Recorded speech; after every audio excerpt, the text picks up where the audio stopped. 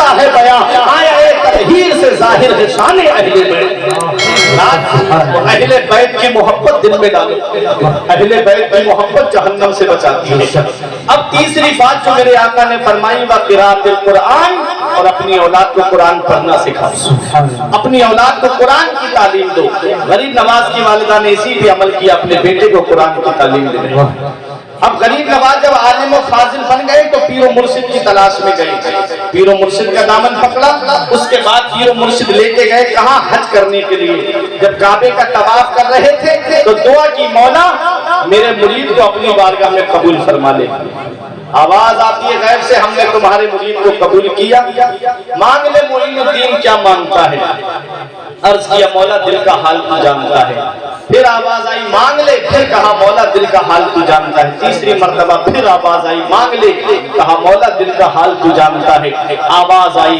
جو تیرے سلسلے کا ہوگا جو تجھ سے سچی محبت رکھنے والا ہوگا اسے اس وقت تک موت نہیں آئے گی جب تک میں اسے توبہ کی توفیق نہیں دوں غریب نواز کے چاہنے والوں کے لیے انعام ہے کہ غریب نواز کا چاہنے والا اور غوث اعظم کا چاہنے والا تب تک دنیا سے نہیں جائے گا جب تک اللہ تعالیٰ اسے توبہ کی توفیق نہیں یہ شان ہے اب غریب نواز مکہ شریف سے مدینہ شریف آئے ہم اپنی قسمت پہ ناز کرتے نا ہم اسلام کے گلشن میں رہ رہے ہیں اس ہندوستان میں اسلام آیا کیسے کبھی اس پہ غور کیا اسلام ہندوستان کی سرزمین پہ پہنچا کیسے ہے غریب نواز مدینہ شریف پہنچے اور پہنچنے کے بعد میں جب آقا کے روضے پہ پہنچے تو آقا کو سلام کیا الصلاۃ والسلام علیک یا رسول اللہ مدینے والے مصطفیٰ کے مزار مبارک سے آواز آتی ہے وعلیکم السلام یا قطب المشائخ اے مشائخ کے کتب تم پہ بھی سلام ہو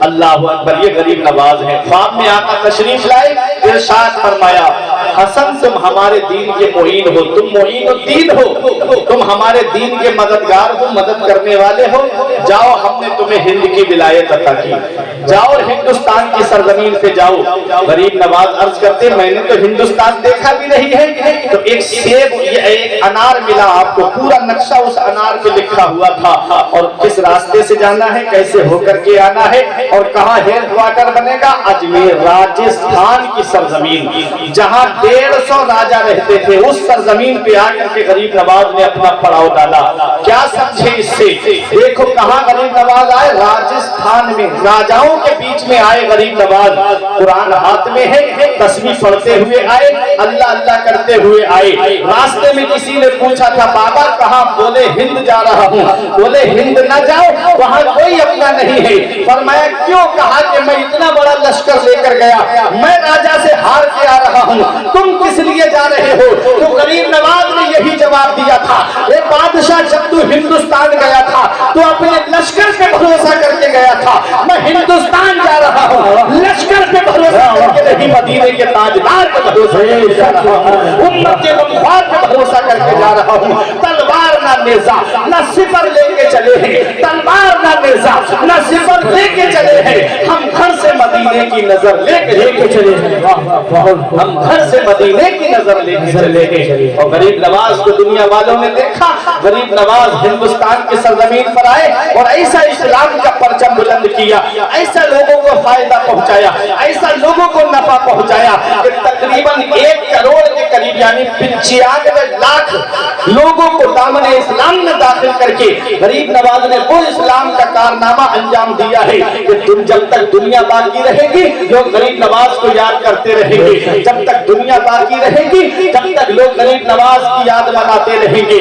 اس لیے یاد رکھو پیارے مسلمانوں جو لوگوں کو فائدہ پہنچاتا ہے وہ زمین میں باقی رہتا ہے وہ جب تک زمین کے اوپر رہے تب بھی لوگ ان کو یاد کرتے رہے آج وہ زمین کے نیچے چلے گئے ہیں تب بھی لوگ ان کو یاد کر رہے ہیں آج یہاں پر تو فائدہ چہرہ دیکھ کر کے پہنچایا جاتا ہے لیکن غریب نواز کی وہ شان نہیں تھی کہ ان کے یہاں پر چہرہ دیکھ کر کے دیا جائے آج بھی اس آستانے کی یہ شان ہے کہ وہاں پر مسلمان آئے تو اس کی جھولی بھری جا رہی ہے غیر مسلم آئے تو جھولی بھری جا رہی ہے سکھ عیسائی آئے اس کی جھولی بھری جا رہی ہے وہاں تو مانگنے والوں کے دل کو دیکھا جا رہا ہے وہاں تو مانگنے والوں کی نیت کو دیکھا جا رہا ہے آج بھی غریب نواز کا آستانہ فیض عام ہے جو آتا ہے وہ فیض لے کر کے جاتا ہے اور اس آستانے کی شام کو ذرا دیکھیے وہاں پر جنت जन्नती दरवाजा है। और ये जन्नती दरवाजा कब से है? क्या बाबा फरीद के दौर से है? क्या ख्वाजा कुतुबुद्दीन बख्तियार काकी के दौर से है? अरे सुनो, ये हजरत निजामुद्दीन औलिया देहलवी है जिन्होंने गरीब नवाज के आस्थाने पे चिल्ला किया था।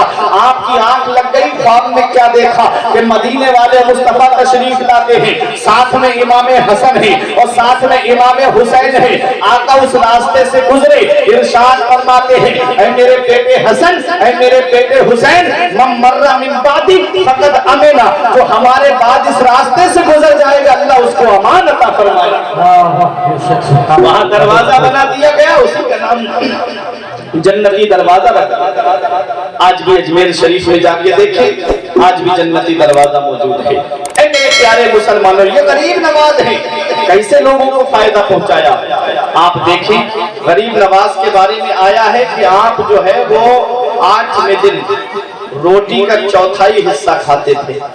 क्या खुराक थी गरीब नवाज की? एक रोटी के 4 टुकड़े करो, 2.5 तोले का लफ्ज आया है, तो एक रोटी के 4 टुकड़े करो तो एक टुकड़ा, एक हिस्सा 8वें दिन गरीब नवाज पानी में भिगो के खाते थे। ये शान और आपके आस्थाने की शान ये कि लंगर चलता था, गरीब खा के जाते, नादार मुफलिस कंगाल खाना खा के जाते, और गरीब नवाज के आस्थाने पे वो लंगर बंद नहीं होता। आज भी चलता है वो लंगर, और आस्थाने पे जो लंगर चलता उसका खर्च कहाँ से आता? ख्वाजा कुतुबुद्दीन बख्तियार काकी से किसी ने पूछा, हुजूर ये लंगर जो चलता था तो ये खर्चा कहाँ से आता था जो कभी बंद नहीं हुआ? हजारों लोग खा के जा रहे हैं, ये कहाँ से खर्च आता? कहा कुछ नहीं, गरीब नवाज नमाज पढ़ के बैठ जाते, मुसल्ले का कोना पलट देते, और जब आकर के खर्चे की जरूरत पड़ती, मुरीद आता, खादिम आता, हुजूर मतबख के लिए खर्च दीजिए। आप फरमाते मुसल्ले के नीचे से जितनी जरूरत है उतना दे दो। वो मुसल्ले के नीचे हाथ डालता और खजाना लेकर के जाता और मतबख का काम करता। ये शान थी गरीब नवाज की। और हदीस पाक है, आका इरशाद फरमाते हैं, किसी ने पूछा अय्युल इस्लाम अफदल, या रसूल अल्लाह सबसे बेहतर इस्लाम क्या है? आका ने फरमाया तुत्इमुत ताम, भूखों को खाना खिलाना। सबसे बेहतर काम क्या है इस्लाम में? भूखों को खाना खिलाना। इन औलिया किराम ने भूखों को खाना खिलाया। आज भी शेख हमीदुद्दीन नागौरी कि मजार शरीफ से लंगर चलता है, उनके दौर में भी चलता था। गैर मुस्लिमों ने शिकायत की कि हुजूर हम आपके करीब होना चाहते हैं, लेकिन हम कैसे करीब हों, आपके यहाँ लंगर पे तो मीट बनता है। शेख हमीदुद्दीन नागौरी ने फरमाया आज के बाद हमारे लंगर पे मीट नहीं बनेगा। आज भी वहाँ दाल और रोटी बनती है, 5 स्टार होटल का खाना उस दाल और रोटी के सामने पे। ये मकाम है, ये औलिया किराम है। दुनिया में लोगों को नफा पहुंचा रहे हैं, दुनिया में लोगों को फायदा पहुंचा रहे हैं। यूं ही कोई इनका नाम नहीं लेता, 1-2 साल में इंसान भूल जाता है। इनको 800 साल हो गए, लेकिन आज भी लोग इनको याद कर रहे हैं। ये दुनिया में लोगों को नफा पहुंचा के गए, फायदा पहुंचा के गए। और ये शान अल्लाह वालों की बंद नहीं हुई, बल्कि ये सिलसिला चलता रहा। और आज भी आप देख लो, ये सिलसिला औलिया किराम ने ऐसे अपनाया, अल्लाह के नेक बंदों ने ये तरीका ऐसे अपनाया कि आज भी बरेली शरीफ की सरजमीन पर एक ऐसी खानकाह है, एक ऐसा आस्ताना है जिसे बशीर मियाँ का मजार शरीफ आपने देखा होगा। बशीर मियाँ का नाम आप जानते होंगे। शाहजी मोहम्मद शेर मियाँ के एक खलीफा है अब्दुल बशीर मियाँ, जिनका मजार पीलीभीत शरीफ की सरजमीन पर है, और एक है बशीर मियाँ जिनका मजार बरेली शरीफ की सरजमीन पर है। शाहजी मियाँ के पीर का नाम शेख अहमद अली है, और अहमद शाह अहमद अली के पीरो मुर्शिद का नाम शाह दरगाही है, और शाह दरगाही के पीरो मुर्शिद का नाम हाफिज शाह जमालुल्लाह है, जिनका मजार रामपुर की सरजमीन पर है। लेकिन आओ मैं आपको दिखाना चाहता हूँ, बशीर मियाँ के यहाँ लंगर चलता था, और गरीब खाना खा के जाते, मुफलिस खाना खा के जाते, बेवाएं खाना खा के जाती, यतीम खाना खा के जाते। और आप गंगा नदी के کنارے پہنچ کے اللہ کی عبادت کرتے، ادھر لنگر چلتا رہتا۔ ایک دن ایک مرید آیا بشیر میاں کے پاس میں اور آ کے ایک نوٹوں کی گڈی لے کر کے آیا، لا کر کے بشیر میاں کے ہاتھ میں رکھ دی، کہا حضور یہ پیسے میں دینے کے لیے آیا ہوں تاکہ آپ اسے لنگر میں استعمال کریں، تاکہ اس سے غلہ خرید کر کے لائیں اور اس پیسے سے جو ہے وہ لوگوں کو کھانا کھلائیں۔ بشیر میاں کے سامنے تندور جل رہا تھا، جسے آج ہم اپنی بولی میں تندور کہتے ہیں، آگ اس کے اندر چل رہی تھی۔ آپ نے نوٹوں کی گڈی لی اور آگ کے اندر ڈال دی۔ حضرات اس نے کہا حضور یہ آپ نے کیا کر دیا، اتنی محنت سے پیسہ کمایا جاتا ہے، کہاں سے پیسے لے کر کے میں آیا اور لا کر کے آپ کے سامنے میں نے پیش کیے اور آپ نے اس پیسے کو آگ کے اندر ڈال دیا۔ آپ کو کیا پتا پیسہ کیسے کمایا جاتا ہے، آپ کو کیا پتا کہ یہ پیسہ کتنی محنت سے میں نے کمایا ہے اور آپ نے اس کو آگ کے اندر ڈال دیا۔ بشیر میاں نے فرمایا خاموش ہو جا، یہ دیکھو اللہ والوں کی شان ہی الگ ہوتی ہے، اللہ والوں کا مقام ہی الگ ہوتا ہے، اللہ والوں کی عظمت ہی الگ ہوتی ہے۔ فرمایا خاموش ہو جا۔ بشیر میاں نے آگ کے اندر ہاتھ ڈالا، نوٹوں کی گڈی نکال کے اس کے ہاتھ پہ رکھ دی، فرمایا پیسے گن لے۔ اس نے پیسے گنے، ارشاد فرماتے ہیں ذرا یہ تو بتا دے یہ جو پیسے میرے پاس لایا ہے اس میں سود کے کتنے پیسے لے کر کے آیا ہے، پتہ اس میں سود کے کتنے روپے تھے؟ بولا 250 روپے سود کے تھے۔ فرمایا پیسے گن لے۔ جب اس نے پیسوں کو گنا تو ایسے بھائی والوں اپنی قسمت پہ ناز کرو کہ تم اولیاء کے قرب میں رہتے ہو۔ بشیر میاں نے فرمایا پیسے گن لے۔ جب اس نے پیسے گنے تو جو 250 روپے سود کے تھے اسے آگ نے جلا دیا اور جو حلال کمائی کے تھے اسے آگ نے نہیں جلایا۔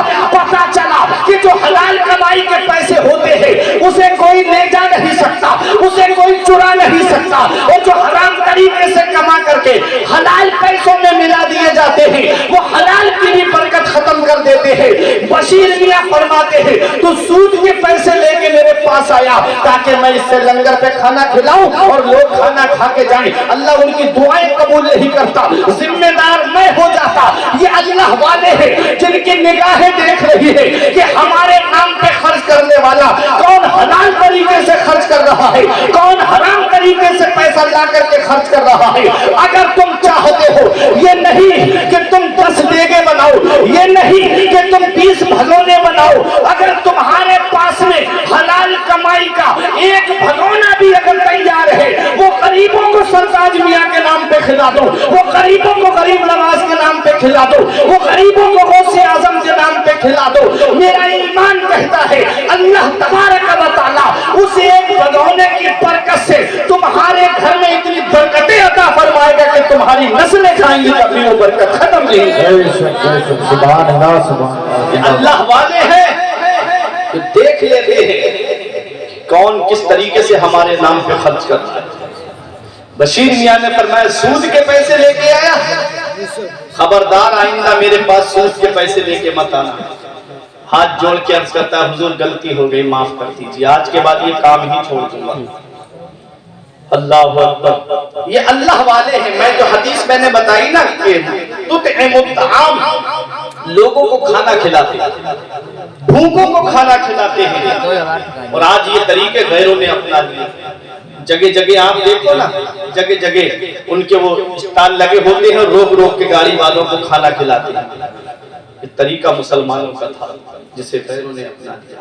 آج ہم آپسی لڑائیوں سے ہمیں فرصت نہیں نا، ہمیں آپسی جھگڑوں سے فرصت نہیں نا، سلسلوں کی لڑائی سے فرصت ملے تب نہ ہم کسی کا کام کریں، پیروں کے نام پہ لڑنے سے فرصت ملے تب نہ کسی کا کام کریں۔ جتنا سنیت کو جاہل پیروں نے نقصان پہنچایا اتنا نقصان کسی نے نہیں پہنچایا۔ اپنی اپنی ٹولیاں الگ بنا دی، یہ میرا مرید ہے وہ فلاں کا مرید ہے، اس سے بات مت کرنا، اس سے کلام مت کرنا۔ حدیث پاک میں سناؤں آپ کو، سارے جھگڑے ختم ہو جائیں گے، آپسی اختلافات۔ آقا فرماتے ہیں حق المسلم علی المسلم خمس، مسلمان کے مسلمان پہ 5 حق ہیں۔ ایک مسلمان کے دوسرے مسلمان پہ کتنے حق ہیں؟ 5 حق ہیں۔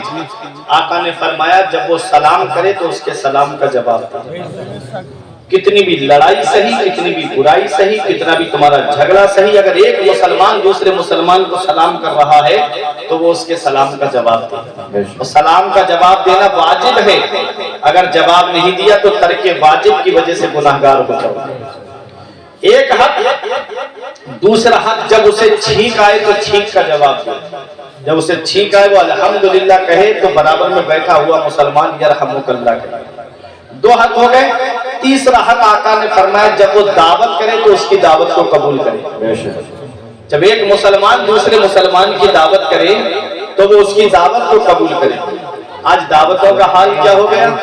اگر کسی اس کے پاس اتنا سرمایہ نہیں ہے، اس نے کم آدمیوں کو لیا گھر میں دعوت کے لیے، تو اگر ان کے پریوار کا ایک آدمی چھوٹ گیا تو پورا پریوار کہتا ہے جاؤ اس سے کہہ دینا کہ ہمیں تمہاری دعوت قبول نہیں۔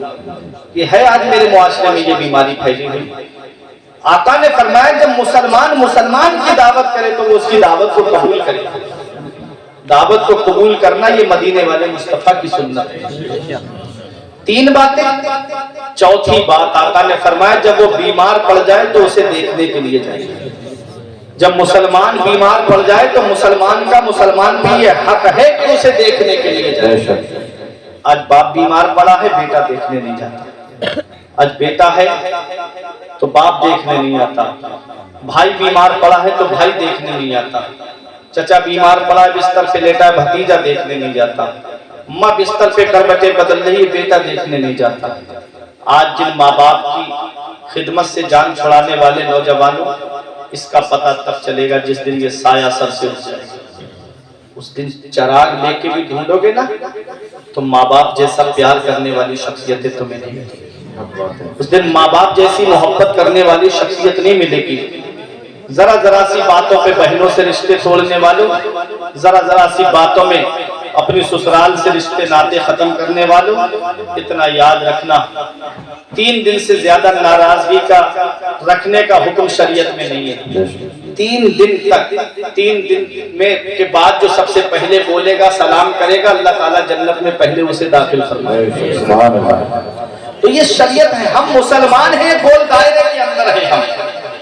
ہم کو شریعت کے اندر رہ کر کے اپنے نبی کی سنتوں پہ عمل کرنا ہے۔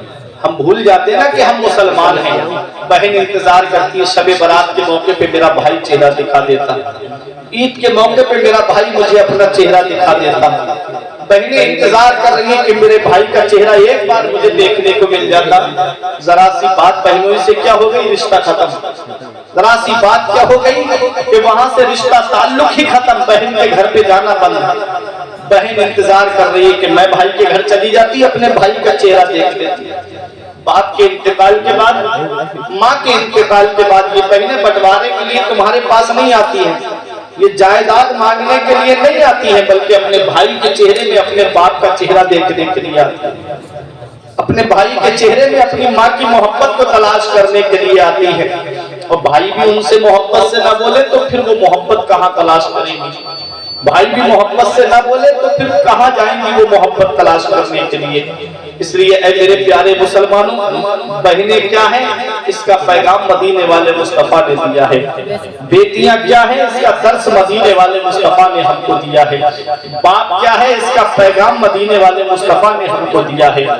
باپ کی عظمت، باپ کا مرتبہ، باپ کا مقام، ماں کی عظمت یہ قرآن سے پوچھو۔ قرآن میں رب فرماتا ہے وَقَضَىٰ رَبُّكَ أَلَّا تَعْبُدُوا إِلَّا إِيَّاهُ وَبِالْوَالِدَيْنِ إِحْسَانًا، 15واں پارہ سورہ بنی اسرائیل۔ اللہ ارشاد فرماتا ہے حکم دیا تیرے رب نے کہ اپنے رب کے سوا کسی کی بندگی نہ کرو، وَبِالْوَالِدَيْنِ إِحْسَانًا، اور اپنے ماں باپ کے ساتھ بھلائی کرو، اپنے ماں باپ کے ساتھ حسن سلوک کرو۔ إِمَّا يَبْلُغَنَّ عِندَكَ الْكِبَرَ أَحَدُهُمَا أَوْ كِلَاهُمَا فَلَا تَقُل لَّهُمَا أُفٍّ وَلَا تَنْهَرْهُمَا وَقُل لَّهُمَا قَوْلًا كَرِيمًا، جب وہ دونوں بڑھاپے کو پہنچ جائے تو انہیں اف تک نہ کہو۔ جب وہ دونوں یعنی ماں باپ بڑھاپے کو پہنچ جائے یا ان میں کا کوئی ایک بڑھاپے کو پہنچے، ایک کا انتقال پہلے ہو جائے، ایک بڑھاپے کو پہنچے، تو قرآن کہتا ہے انہیں اف نہ کہنا۔ جب بھی بولنا تو محبت کے ساتھ بولنا، جب بھی بولنا تو پیار کے ساتھ بولنا، ماں باپ سے تیز تراری سے بات نہ کرنا، انہیں ڈانٹنا ڈپٹنا लपटना नहीं, उनके ऊपर गुस्सा नहीं करना, बल्कि कुरान कहता है जब भी बोलो तो मोहब्बत के साथ में बोलो, जब भी बोलो तो प्यार के साथ में बोलो। उलमाए किराम फरमाते हैं औलाद को माँ बाप से ऐसे बात करनी चाहिए जैसे गुलाम अपने आका से बात करता है, जैसे रियाया अपने बादशाह से बात करती है। क्या तुम बड़े अफसर के सामने जोर जोर से जाकर के बोलते हो, सर सर सर बोलते हुए पीछे पीछे उसके फिरते हो? कुरान कहता है अपने बाप के सामने, अपनी माँ के सामने तेज तर्रारी से बात ना करना, जब भी बोलना तो मोहब्बत के साथ में बोलना। आगे कुरान में रब क्या फरमाता है, फख्फिद लहुमा ज़नाअ-ज़ुल्ल मिनर रहमा वक़ुर रब्बिरहमहुमा कमा रब्बयानी सगीरा। अल्लाह कुरान में फरमाता है अपने माँ बाप के लिए मेहरबानी का बाजू बिछाओ और ऐसे दुआ करो, ए अल्लाह मेरे माँ बाप पे ऐसा रहम फरमा जैसा बचपन में उन्होंने मेरे ऊपर रहम किया। कभी तुमको जब माँ बाप का बुढ़ापा बोझ लगने लगे, कभी बाप की खांसी बुरी लगने लगे, कभी माँ का बोलना बुरा लगने लगे, तो अपने बचपन में चले जाया करो, अपने बचपन को याद कर लिया करो कि जब बचपन में तुम बार बार बोला करते थे ना तो बाप बुरा नहीं मानता था।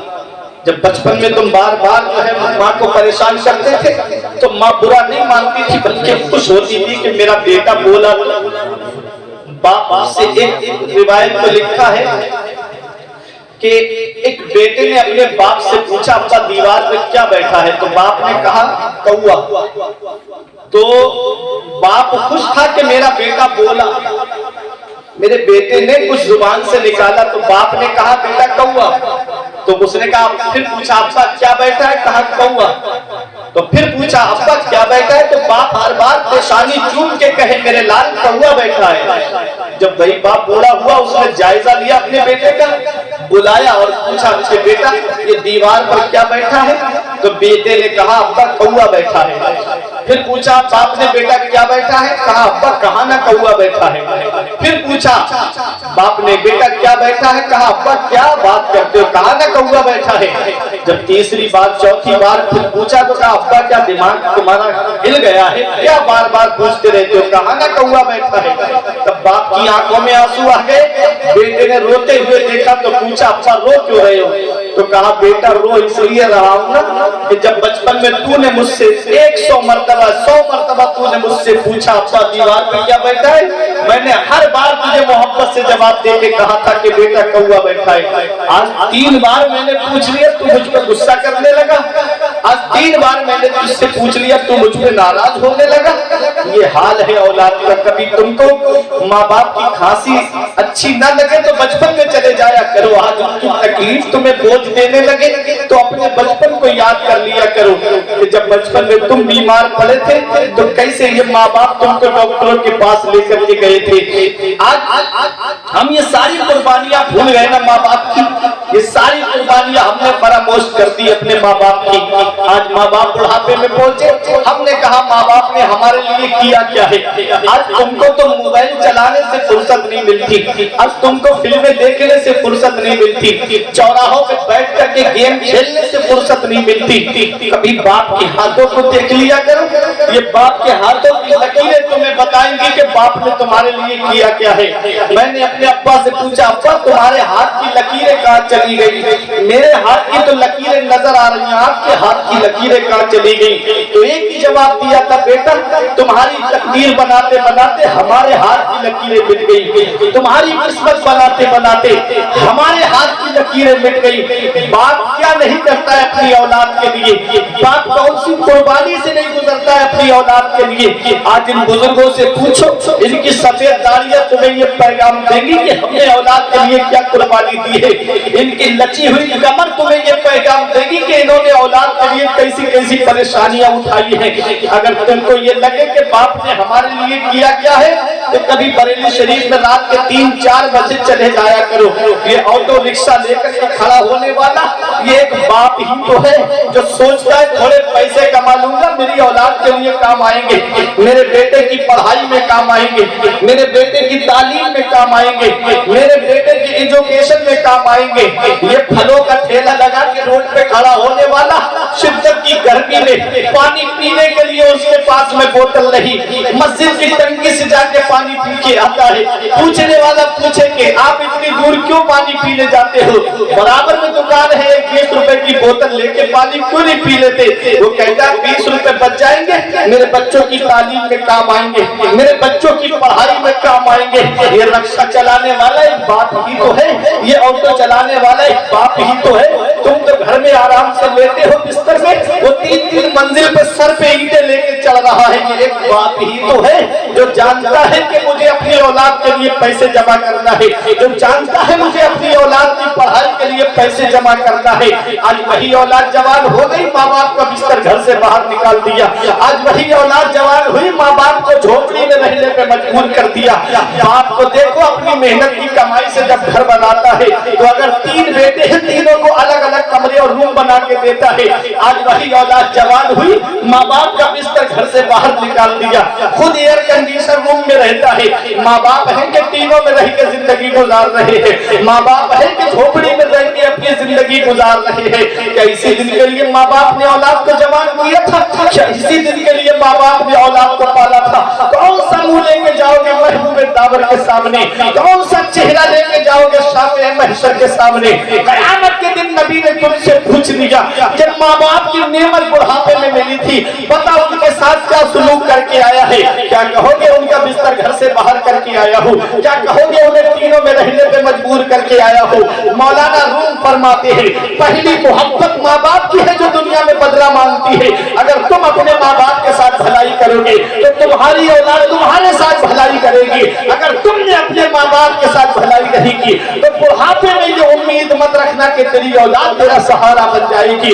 इसलिए ऐसे माँ बाप के साए की नाकदरी न कर, धूप काटेगी बहुत जब ये शजर गिर जाएगा। ऐ नौजवानों, आज माँ बाप के साए में जिंदगी सुकून से गुजारने वालों, कभी कभी देख लिया करो जब घूमने निकल जाते रात में, माँ को पूरी रात नींद नहीं आती, बेटा बाहर चला जाए हर रात फोन करके पूछ रहा है कि मेरे लाल आज तुम्हारी तबीयत कैसी है? ऐ मेरे लाल अभी तक घर पे क्यों नहीं आए? बाप बिस्तर पे करवटें बदलता रहता है, मेरा बेटा अभी तक घर पे नहीं आया। वो बेटा क्या जाने जो आज अपने दोस्तों के साथ हजारों रुपये खर्च करके चला आता है। माँ बाप है कि एक पैसे की दवाई के लिए परेशान है, माँ बाप है कि एक पैसे के लिए, 1 रुपये के लिए घर में परेशान बैठे हैं। बेटा है कि होटलों में खाना खाएगा तो बेटों को 100 रुपए की टिप दे के चला आएगा। ये हाल हो गया आज मेरे नौजवानों का। इतना याद रखना प्यारे मुसलमानों, इस दुनिया में हमेशा रहना नहीं है, ये दुनिया चंद दिन की है। इस हाल में दुनिया से जाओ कि तुम्हारा रब भी तुमसे राजी हो, तुम्हारे रसूल भी तुमसे राजी हो, तुम्हारे माँ बाप भी तुमसे राजी हो। मदीने वाले मुस्तफा फरमाते हैं, जिससे उसके माँ बाप राजी है उससे अल्लाह राजी है, उसका रसूल राजी है। और जिससे माँ बाप राजी नहीं है उससे ना अल्लाह राजी है ना उसका रसूल राजी है। प्यारे मुसलमानों, इस दुनिया में हमेशा नहीं रहना है, बहुत थोड़ी सी दुनिया है। माँ बाप की कदर कर लो, माँ बाप की खिदमत कर लो, माँ बाप की दुआ से अल्लाह ताला मुसीबतें दूर फरमा देता है, माँ बाप की दुआ से अल्लाह ताला परेशानियां दूर फरमा देता है। बड़े से बड़े हादसे माँ की दुआ के वसीले से टल जाते हैं। आप देखो अल्लाह तबारक व तआला ने माँ की दुआ के वसीले से कई औलिया किराम को विलायत अता फरमा दी। हजरत बायजीद बुस्तामी को विलायत मिली है तो माँ की दुआओं के सिले में मिली है। शाहजी मोहम्मद शेर मियां जो आज पूरी दुनिया में उनका नाम है, पूरी जिंदगी माँ की खिदमत करते रहे, अल्लाह ताला ने वो मकाम अता फरमाया कि आज कुत्ते पीलीभीत के नाम से मशहूर है। यूं तो बहुत है शहर में ऊंची इमारतें, पहचान पीलीभीत की शाहजी मियां से है। मेरे प्यारे मुसलमानों, ये दुनिया हमेशा रहने की जगह नहीं है। अपने माँ बाप की खिदमत कर लो, अपने माँ बाप का मर्तबा जान लो, अपने माँ बाप की अजमत जान लो, क्योंकि माँ बाप अल्लाह की वो अजीम नेमत है।